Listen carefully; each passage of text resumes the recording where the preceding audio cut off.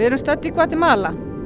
Í miðjum COVID-faraldrinum ullu fellibylirnir ETA og IOTA þar mikilli eyðileggingu. Sum samfélög eyðilögðust alveg í flóðunum. Við héldum að flóðið næði ekki til okkar hér, að þau myndi ekki hafa áhrif. En því miður höfðu þau áhrif á okkur öll. Við bjuggumst ekki við því.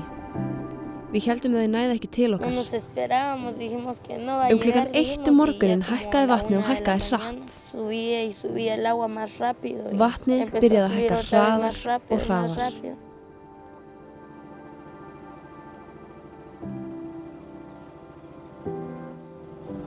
Þarna skólinn. Við skildum glósubækurnar eftir.